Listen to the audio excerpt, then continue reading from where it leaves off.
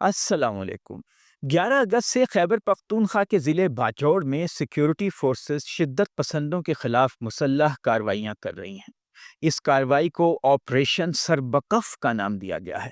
14 اگست تک باجوڑ کے داخلی راستے بند تھے۔ پورے ضلع میں 2 دن تک کرفیو نافذ رہا۔ لوئے مامند اور وار مامند اس ضلع کی 2 تحصیلیں ہیں۔ یہ علاقے آپریشن کا اصل ہدف ہے۔ ان تحصیلوں کے اکثر علاقوں میں اب بھی کرفیو لگا ہوا ہے۔ فون سروس اور انٹرنیٹ سروس بند ہیں۔ ضلع بھر میں خاص طور سے مامند میں خوف کی فضا ہے۔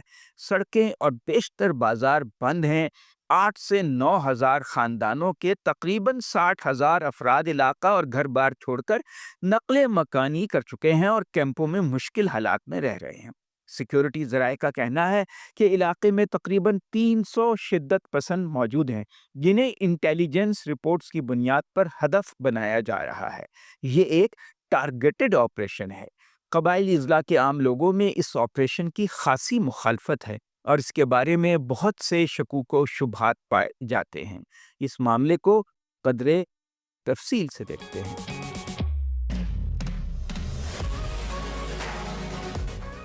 ضلع باجوڑ میں مامند کا علاقہ پاکستان اور افغانستان کی سرحد سے جڑا ہوا ہے، متصل ہے۔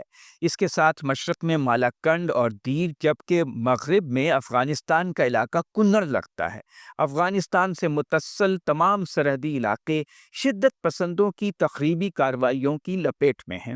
کچھ عرصے سے شدت پسندوں کی اچھی خاصی تعداد افغانستان سے نقل مکانی کر کے مامند میں آ گئی تھی۔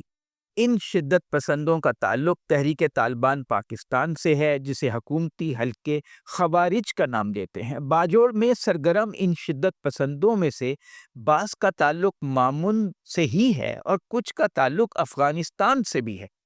بعض شدت پسندوں کا تعلق داعش تنظیم سے بھی بتایا جاتا ہے۔ یہ شدت پسند مسلح افراد، تشدد کے واقعات اور ٹارگٹ کلنگ میں ملوث ہیں۔ گزشتہ چند برسوں میں انہوں نے متعدد اہم سیاسی رہنماؤں اور سرکاری اہلکاروں کو قتل کیا، جیسے عوامی نیشنل پارٹی کے رہنما مولانا خان زیب کو اور سینیٹر ہدایت اللہ خان کو۔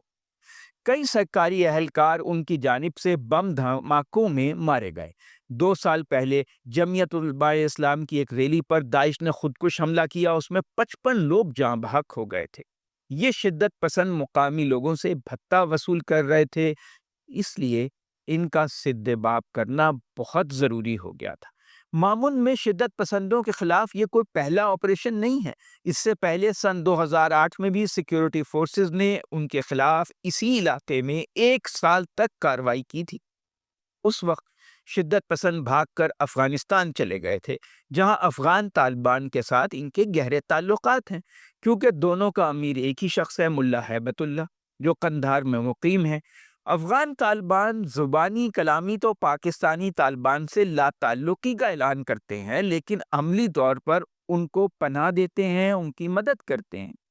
پاکستان حکومت متعدد بار یہ معاملہ کابل میں افغان حکومت سے اٹھا چکی ہے، لیکن اس کا کوئی مثبت نتیجہ نہیں نکل سکا۔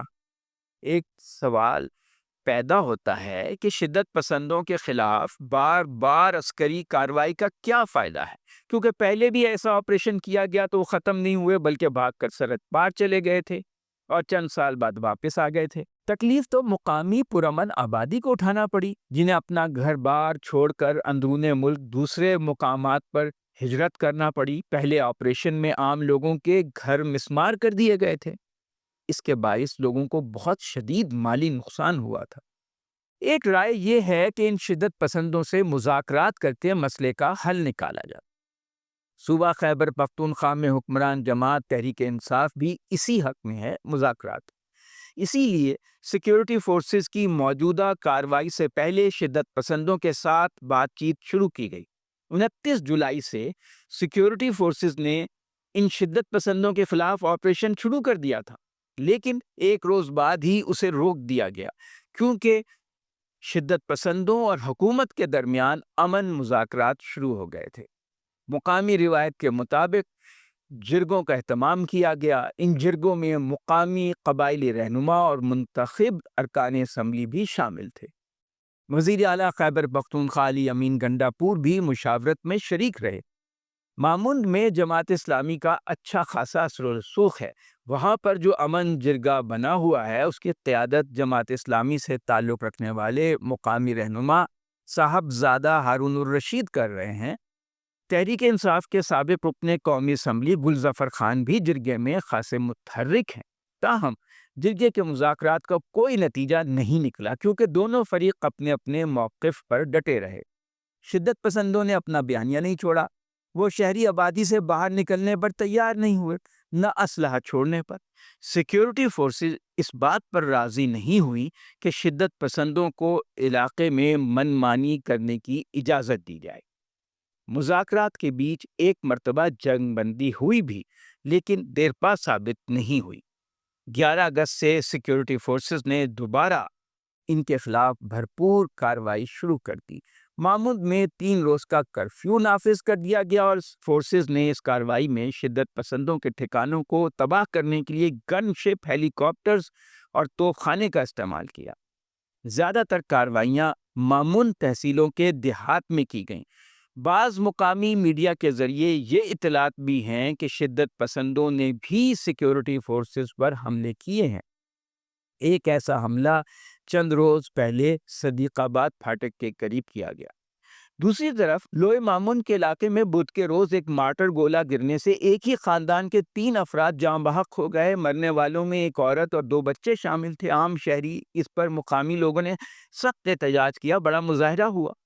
سیکیورٹی ذرائع کا کہنا ہے کہ شدت پسند مقامی آبادی میں گھل مل گئے تھے، ان کے ساتھ رہ رہے تھے کیونکہ ان کے قبائلی تعلقات اور رشتہ داریاں ہیں۔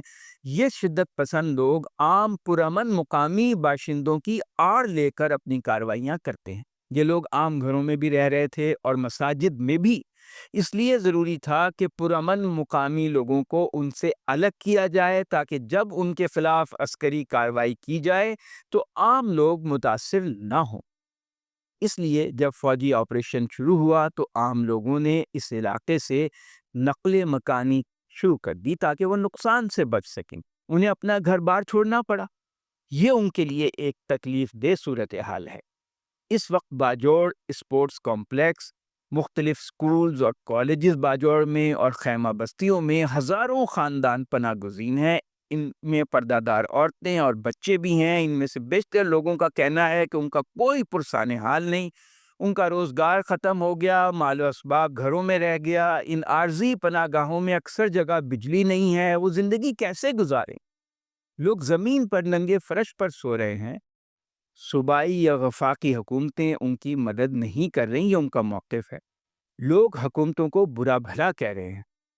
امن جرگے کے رہنما ہارون الرشید نے الزام لگایا ہے کہ حکومت نے مامند میں پابندیاں لگانے سے پہلے لوگوں کو اعتماد میں نہیں لیا۔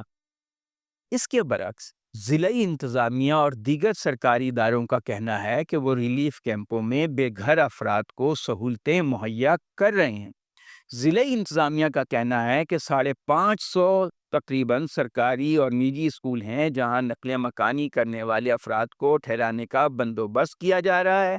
بعض غیر سرکاری تنظیمیں بھی بے گھر ہونے والے افراد کی مدد کے لیے سرگرم ہیں۔ ان میں ایک نمایاں نام سراج الدین خان فاؤنڈیشن کا ہے۔ ایک بڑا مسئلہ یہ ہے کہ باجوڑ آپریشن کے بارے میں طرح طرح کی افواہیں پھیلائی ہوئی۔ یہ تاثر پھیل گیا ہے کہ اس علاقے میں بہت معدنیات ہیں، اس لیے وفاقی حکومت یہاں آپریشن کر کے اس علاقے کو خالی کروا رہی ہے تاکہ اس کے وسائل کو اپنے قبضے میں لے سکے۔ یہ بے بنیاد بات ہے، لیکن تاثر لوگوں کے ذہنوں میں موجود ہے۔ ان افواہوں کی وجہ سے لوگوں میں بد اعتمادی پیدا ہو گئی ہے۔ یہ بد اعتمادی اس صورت میں دور ہو سکتی ہے جب تمام سیاسی قوتوں کو اس کارروائی پر آن بورڈ لیا جائے اور بے گھر ہونے والے افراد کی ہر ممکن مدد کی جائے، انہیں جلد سے جلد دوبارہ ان کے گھروں میں آباد کرنے کا انتظام کیا جائے۔ جو لوگ باجوڑ آپریشن کے مخالف ہیں انہیں بھی بتانا چاہیے کہ اس کا متبادل کیا ہے، جبکہ شدت پسند اسلحہ چھوڑنے پر تیار نہیں۔ وہ پاکستان کا آئین ہی تسلیم نہیں کرتے۔ شدت پسند باجوڑ ایسے قبائلی علاقوں میں اپنی خود مختار ریاست بنانا چاہتے۔ کوئی ملک ریاست کے اندر ریاست بنانے کی اجازت کیسے دے سکتا ہے؟ شکریہ۔ آپ میرے چینل کو سبسکرائب کریں اور بیل آئیکن پریس کریں تاکہ اگلے ویلاگ کا نوٹیفیکیشن آپ کو مل جائے۔ بہت شکریہ۔